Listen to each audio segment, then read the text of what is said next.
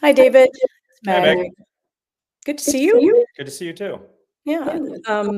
We're going to wait a little bit just while people are logging on, but I was going to give you a couple of sort of things that happened just to fill you in from what happened when we had the AI deepfakes and democracy discussion for NosTerra.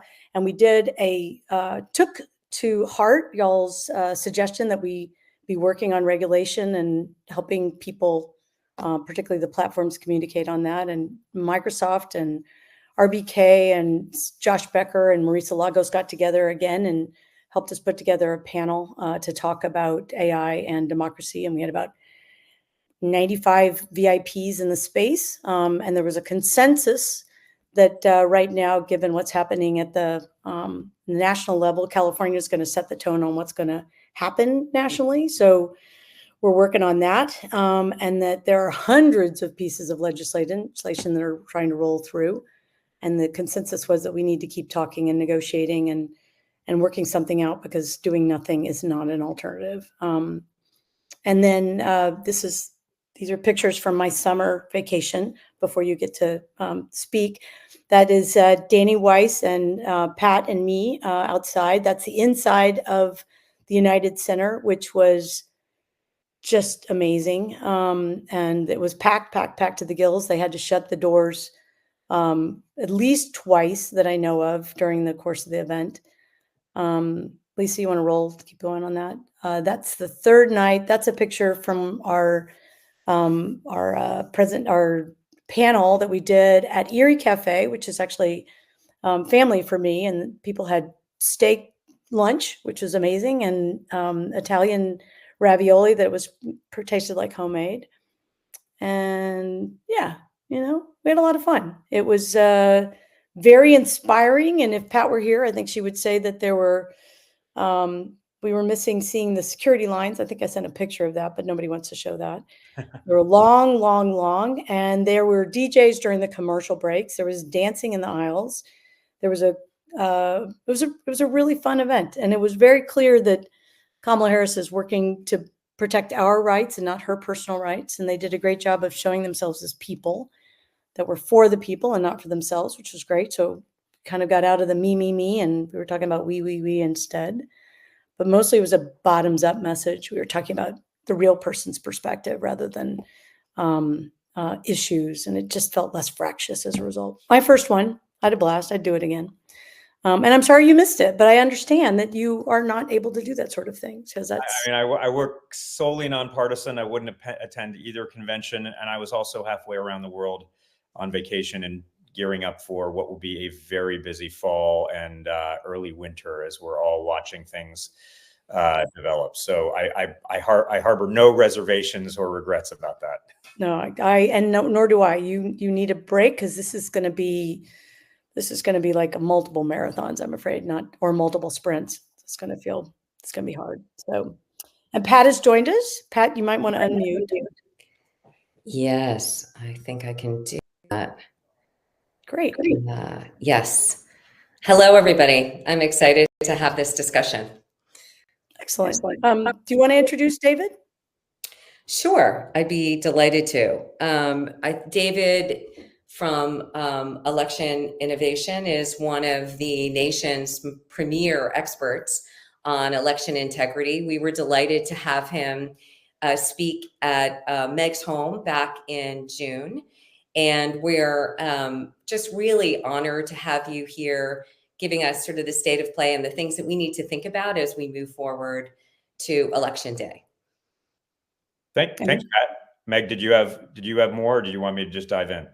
Well, I would just add that you are, and people should follow you if they can, the executive director and founder of CEIR, Center for Election Innovation and Research, and that you've been at the forefront of efforts to safeguard our democracy. And we're very, very, very glad to have you here, but mostly we're glad to have you involved in the next coming months. So we have 74 days. We wondered, first off the bat, what are the hot spots and what are you worried about? Yeah, thanks to you both. Thanks for all of you for joining too. Thanks to NosTerra for hosting this. Yeah, I've been doing this work for over 25 years. I it's been always nonpartisan. I've worked with the Justice Department in the voting section, enforcing voting rights. I worked under both the Clinton and W. Bush administrations, and now with the Center for Election Innovation and Research, electioninnovation.org. We work with election officials primarily all over the country, Republicans and Democrats at the county level and especially at the state level with their work, which has gotten a lot harder lately, I think, as all of us know. I'll answer the question first, what am I worried about? Because that's probably the question I get most from people. And I'll start by saying what I'm not worried about. I am not worried about whether the election will actually be well run. The election will be run extraordinarily well. We've seen this repeatedly, even in 2020, when election officials didn't have adequate resources, when lies were being spread about elections every day, when we had a global pandemic, when 1,000 people or more were dying every day, when we didn't understand how the virus was transmitted, we didn't have vaccines. And then we managed the highest turnout in American history by every measure we had. And that election in 2020, run by these professional election officials, Republicans and Democrats all over the country, run under these incredibly difficult circumstances, has withstood more scrutiny than any election in world history has ever had to withstand. There have been dozens of lawsuits challenging the results. There have been defamation lawsuits where the defendants might have had opportunities to say, no, what we were saying was the truth, and so you can't hold us liable. And every single time they failed. And as we sit here now, almost 46 months after that 2020 election, the work of election officials all over this country has withstood that scrutiny, and there still is not a shred of evidence anywhere presented to any court that has cast doubt on the outcome of that election. It's really remarkable, the accomplishments. And they didn't stop there. They followed it up. The 2022 election cycle was run extraordinarily well all across the country. The off-year elections in 21 and 23 were run extraordinarily well in states that held those elections. And then even the primary elections that we've held recently in 2024 were held extraordinarily well. Election officials, even though they are harassed and abused and threatened, even though lies are spread about their work every day, even though they have inadequate resources, they have delivered time and time again, and they're going to deliver again. And from the voter's perspective, they're going to have a safe and convenient experience. Do not listen to anyone that suggests that voting will be dangerous, voting will be too hard, voting will be rife with fraud. All of those are false. It is true, and my organization put out some of this research, that it is easier to vote now in the United States than it ever has been. That doesn't mean we can't do better. That doesn't mean we can't make it easier. That doesn't mean there aren't states where it is harder than in other states. Those are all true things. However, today, as we sit here, there are more people that have access to no excuse mail voting than ever before. 40 states have access to no excuse mail voting. There are more people that have access to early in-person voting than ever before. 47 states offer early in-person voting. The only exceptions are New Hampshire, Mississippi, and Alabama. Voter registration is easier than ever before. More voters have access to online voter registration, same-day registration, and automatic voter registration than ever before in American history. All of these things are true. And so when voters go to the polls, they'll find what voters have found in previous elections, which is they're going to find a really convenient circumstance where they can choose when and how to vote, either early, by mail, however they choose. I really advocate voting early, particularly early in person. And in all likelihood, well over 95% of all voters are likely to wait less than 30 minutes in line when they go to vote. That's really good news. And people right now, as we enter this home stretch, these last 74 days, I want voters to understand that the process is going to be easy to navigate. It's going to be much easier than in 2020, not because of law changes, good or bad, but because we won't have a pandemic to deal with anymore. And that's a really positive thing. We should remember that in a presidential election, about 30 to 40% of all voters, we're talking about tens of millions of people, are infrequent voters. They will have voted at most once in the previous 4 years, if at all. And so these are people who default to not voting. They default when primaries happen to not voting, when midterm elections to not voting, and maybe even in a presidential election to not voting.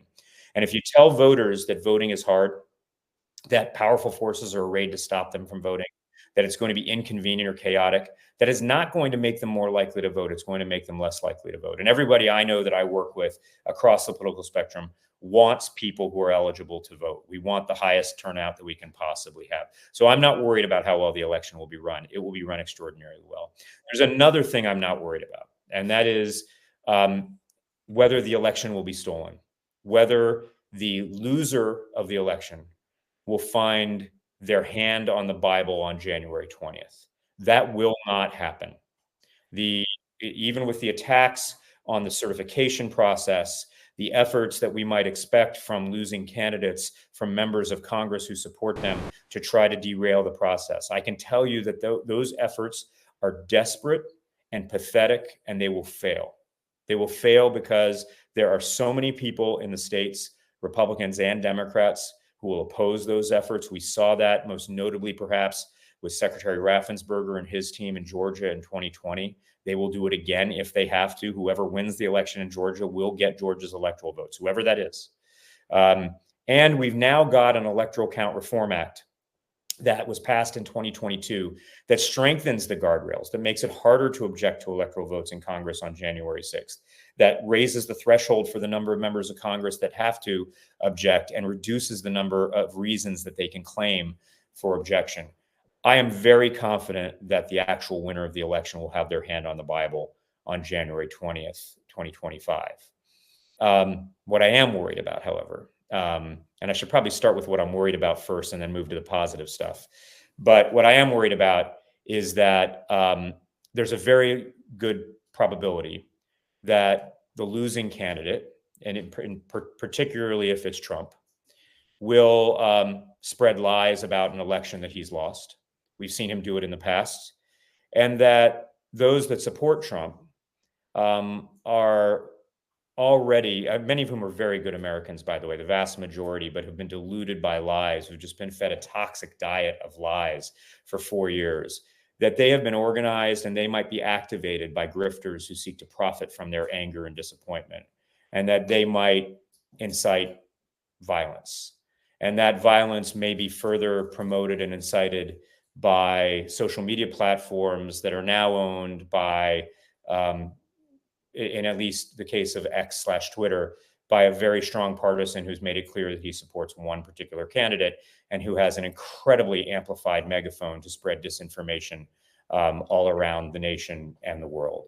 So we'll have to be particularly attuned to that. I can tell you my organization is working with election officials to prepare them for that. I think we'll be well prepared, but we should also recognize that particularly if it's Trump that loses, we will be in store for an onslaught of disinformation, and that there will be no lines that he won't cross, that he is willing to burn the house down rather than admit defeat for the second time in a row in an election that will be secure and verifiable. So that's what I'm particularly looking at. As far as hotspots go, I'm gonna say some things that might surprise you. I am not particularly worried about states like Georgia and Michigan. I think those states are exceptionally well run in the case of Michigan, Democrats. In the case of Georgia, Republicans. The county election officials and local election officials in those states are very professional, and they have met the challenge before. We have seen them meet the challenge. And so despite what you're seeing on the State Board of Elections in Georgia, which doesn't have that much authority over how elections are actually run, that is mostly at the county level and residing with the Georgia Secretary of State. I think those states, even if they're close, will be run very well and be secure. States I'm a little more worried about, honestly, are North Carolina and Wisconsin. They're unlike Michigan and Georgia and Arizona, where you've had Republicans, people who are the same party as former President Trump, people who may have voted for former President Trump, who there are people in those states who have stood up for what's right. They've stood up for democracy. They've stood up for their voters, regardless of who they might have voted for. Mhm. It's taken incredible courage, and it's remarkable. In Wisconsin and North Carolina, there's been a lack of that, and there there isn't anyone standing up for the election officials of both parties. And I can tell you from talking to election officials, particularly at the local level and also at the state level, in some ways they're under siege and they have no champions in particularly the Republican parties in those states.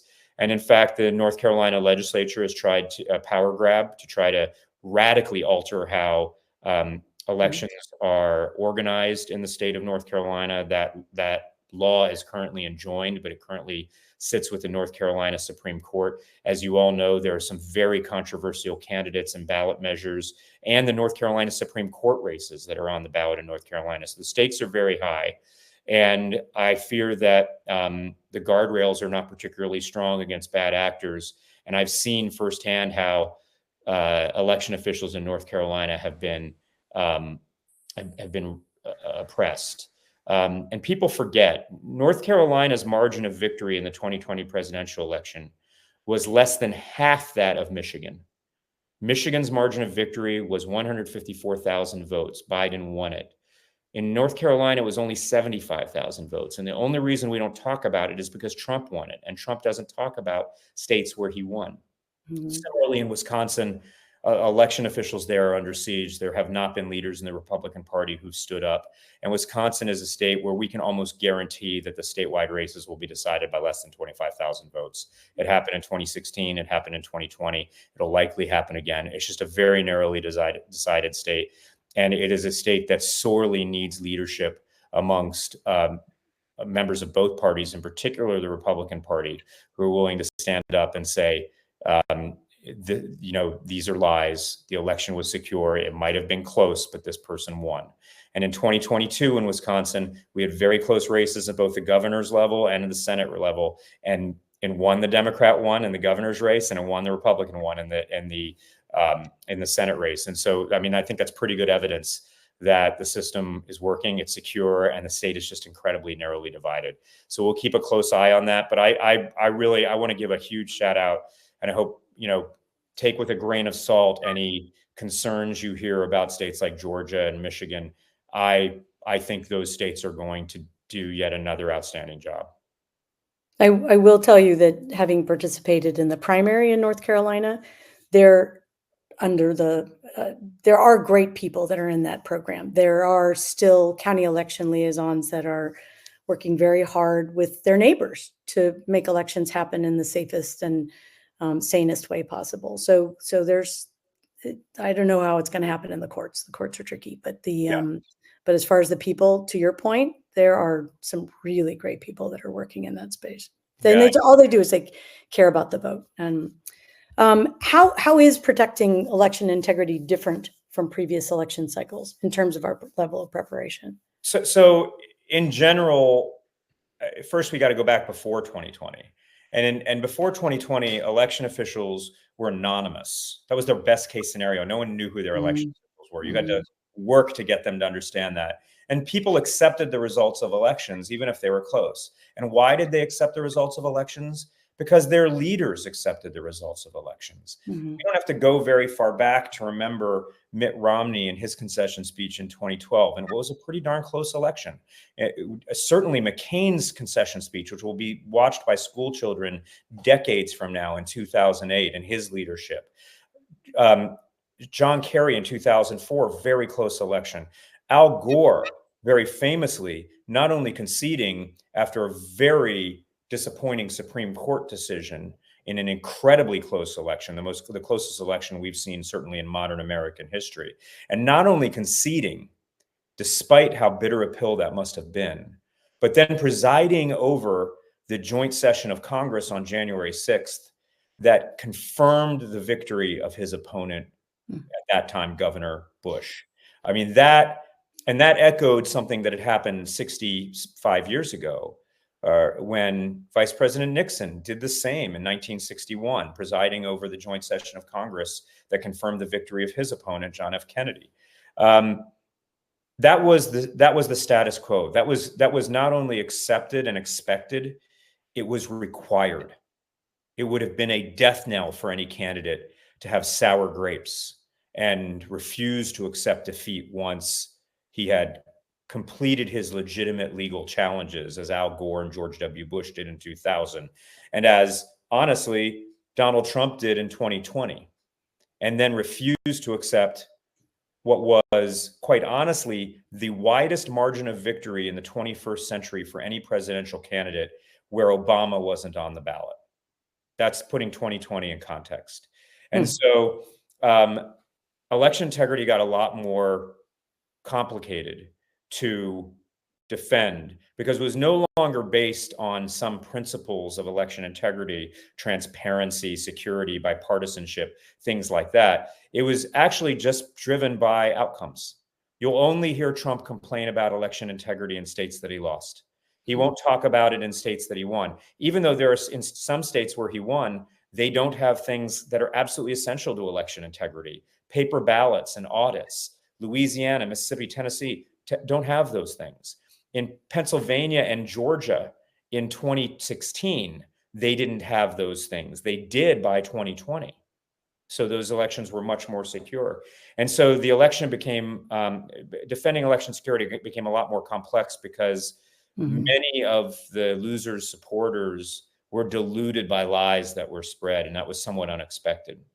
I would say in 2024, we're better prepared. The good guys on both sides of the aisle are better prepared to defend the integrity of their election. They know the arguments that are going to be made. We know if Trump loses, we're going to hear false claims about non-citizens voting and voting machines and things like that. But what makes it challenging is the forces of election disinformation are also much better organized. They've had 4 years to organize, and in counties all over the country, hundreds of counties, mostly redder counties with Republican election officials. Those election officials have been under siege, and those activists who have been fed this toxic diet of lies are ready to be activated. And I am very concerned that they may be activated and incited towards violence against these professional election officials, these public servants, the volunteers who work on our polls in the days and weeks after the election, as that clock keeps ticking to December 11th ascertainment of electors, to December 17th meeting of electors, to January 6th where the joint session meets, and ultimately January 20th where the new president is inaugurated. And you mentioned that in our AI deepfakes and democracy discussion, which is that everybody needs to be ready for two things. One is that they should early vote, and two was that the election will not be decided on that day, that we will have to wait for, all of these certifications to roll through. Yeah, I mean, unless it's, we have never known, no matter what people think, yeah, who won the election on election night. It's just that the margins were so large that the media could project with a high degree of accuracy who won. We don't live there anymore. Margins are very, very narrow. And with all the talk about pre-processing mail ballots and other things that might happen in certain states, the single biggest factor in determining how soon the media can call the election and tell us who they think has won is the margin of victory. And that's something no one can control. So everyone should set their expectations that it's going to take days. We could be pleasantly surprised. That would be fine. But it's going to take days in all likelihood. And that's normal. That's the way the process is supposed to work out, because we're supposed to count all the ballots before declaring a winner. And I should also add, particularly as I talk to groups that have, some partisan interests or aligned in a partisan way, it is easy to stand firm for election integrity when your candidate wins. It is hard, and it takes personal principle and fortitude to stand up for election officials and stand for it when your candidate loses. And we've seen really good examples of that and seen some bad examples of that. And so everyone should prepare themselves. And, if you're someone who prefers Vice President Harris, we probably all remember how we felt on election night on 2016. If you're someone who prefers President Trump, we probably all remember how we felt on election night in 2020. And so everyone knows what it's like to lose an election and how disappointed you can be when your candidate loses an election. That is normal. That is at the core of American democracy. An election is about winners and an election is about losers. What's not normal is to refuse to accept the results and then to incite your own supporters to attack our institutions. And David, before Pat jumps in, I want to thank you very much for supporting both sides of this discussion and all the people that are, are just trying to do their job. So thank you for that. Pat, can you jump in with a couple more questions for me? Yeah, we've got a couple questions from the chat here. Specifically, people are wanting to understand what exactly is happening in Georgia and a little bit more detail on the democracy docket lawsuit. Yeah, that's great. So I can't speak to the democracy docket lawsuit, the Mark Elias firm's lawsuit. That's one of the good things about our system, and one of the reasons I trust the courts is because both sides have a lot of incentive to have the best attorneys litigated out with the greatest amount of skill, and the Democrats and Republicans have that, and and we should trust that process to play out. But with regard to what's happening with the State Board of Elections in Georgia, the State Board of Elections has a very limited portfolio. It does have some responsibility, though the responsibility primarily resides with county election officials, 159 counties in Georgia, and with the Secretary of State's office. But they have some authority, limited authority in the certification space. And even though there was a lot of disinformation about elections, some of it spread by members of the legislature over the past few years, the State Board of Elections, up until very recently, up until about 3 months ago, was working very well together. Democrats and Republicans, professionals, people who really understood the election process, worked closely with Secretary Raffensperger, even though he's no longer on the board, worked closely to understanding what county election officials needed. That's a very positive thing. And when extremists would bring extreme suggestions to the board, they, on a bipartisan basis, rejected them. So, for instance, there was an effort to reduce the guardrails around certification, to turn certification into something that it was not, earlier this year. And that vote failed in the State Board of Elections 4-0 to 1 abstention.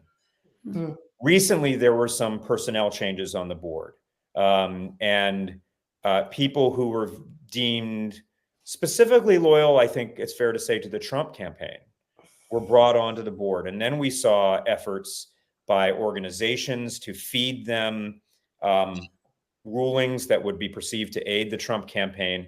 And one of them was this ruling, this rulemaking on certification.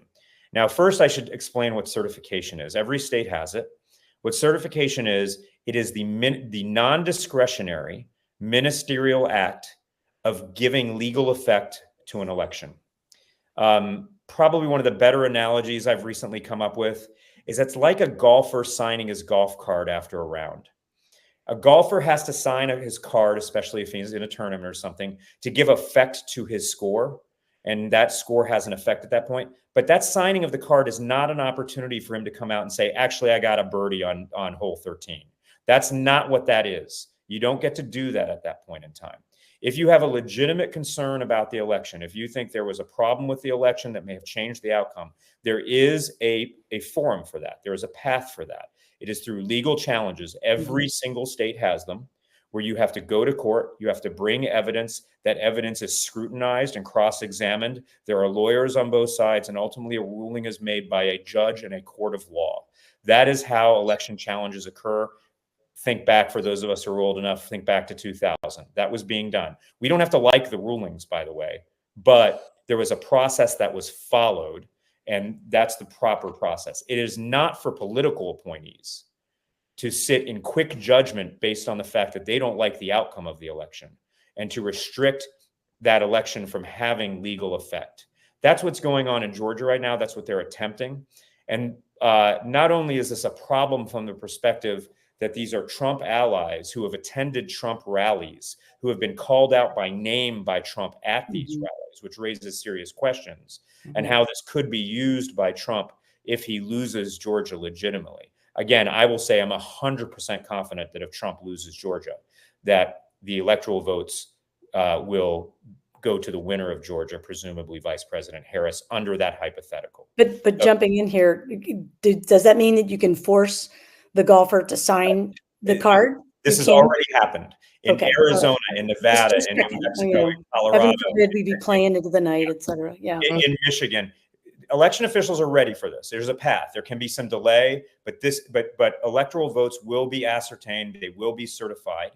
Governor Kemp just wrote a letter to the Attorney General asking to clarify his authority to remove state board members. He has made clear through past conduct that he will certify the proper electors for the state of Georgia. Secretary Raffensperger has made clear that he will support the proper election procedure in the state of Georgia. So I am not concerned about that. I am concerned that this will give oxygen to lies being spread about the election, and that people who are perceived to have authority will be spreading those lies from the State Board of Elections platform, and that could lead to volatility and potentially violence in Georgia. I'm also worried, and I think these people have not thought this through. They would also be giving power in every county to the Democratic members of the county boards. There are Democratic members of every single county board and on the state board.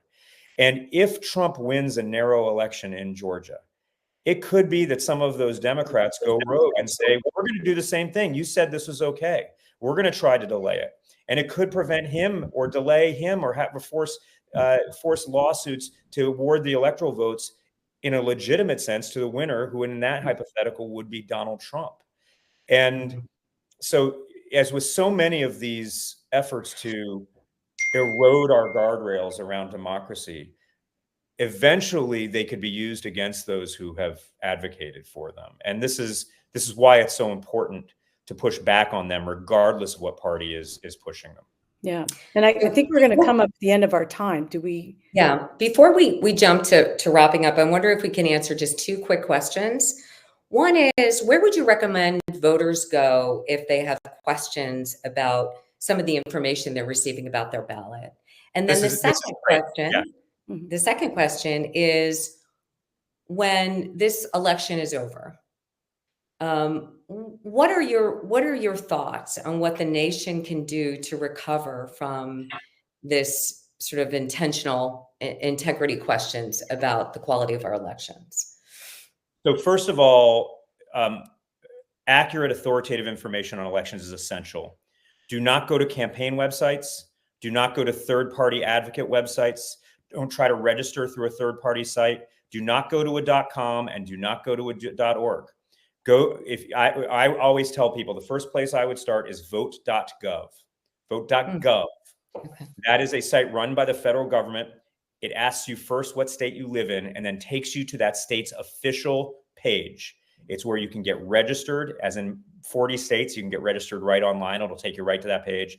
It's where you can check your registration. It's where you can get information on requesting a mail ballot, finding out where your polling place is for early or election day voting. Vote.gov. Now, as far as the other question, which is much bigger, a lot of it depends on what happens in the election. One of the things a lot of us have been disappointed in is the degree to which people that we thought had principles in this space have allowed their principles to be corrupted. Political leaders, I mean, not election officials, but political leaders, and have refused to stand up for the truth, have continued to spread lies, continued to say, hey, we only have questions about the election, whatever it is, tried to disenfranchise entire states of voters on January 6th, even after the attack on the Capitol. This is really disappointing. And yet this movement has led the Republican Party in many cases to nominate candidates who are far weaker in general elections. Georgia would likely have a Republican governor and a Republican Secretary of State right now had they nominated more mainstream, rational Republicans. Nevada might very well have a Republican Secretary of State if they had done that. Who knows what would have happened in Michigan? And I think, again, I hate to keep coming back to Georgia. I think the model here is Georgia. I think Brian Kemp and Brad Raffensperger stood to, we don't have to, there are people who would reasonably disagree with them on things, but you cannot question their integrity and principles. And they stuck to their guns. They ran as who they were in 2022. And they won their Republican primaries and avoided runoffs, meaning they had to get over 50% to get runoffs. They beat their Trump-supported opponents badly in the primaries. And then they won by overwhelming margins in the general election, probably because a lot of Democrats were attracted to their political courage and voted for them. So if we have more of that, then I think we can start the rebuilding process. And that rebuilding process will be reaching across the aisle, trying to find those things we can agree on, not trying to score political points on these issues, not trying to create a perfect election system and have that be the enemy of the good. We are already there. We have a good system. It can be improved. There are things we agree on. And if we can do that, and if we can do that across the aisle, I think that it'll still take years to repair the damage, but we can start that process. If, on the other hand, there are scenarios where we lose the ability for bipartisan conversations, and as we've seemed to have over the last few years, and I'm going to do everything I can to prevent that from happening, because that's a very dark future for us. Well, NosTerra is absolutely committed to hosting those bipartisan conversations focused on improving our democracy. Thank you so much. Oh, and David, you are speaking more about this topic later today. Oh, yeah. So for anyone's interested, check your local listings for PBS. There's a documentary produced by Firing Line with Margaret Hoover tonight. It's on at 9:30 Eastern in the DC area, but it might be different times. But check your local listings. I'll be on CNN tonight at 11:15 Eastern, 8:15 Pacific.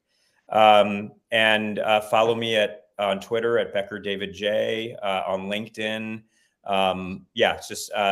Thank you so much for listening. I really appreciate, Pat and Meg, your leadership and everything that you and NosTerra do. Thanks to all of you. And thank you.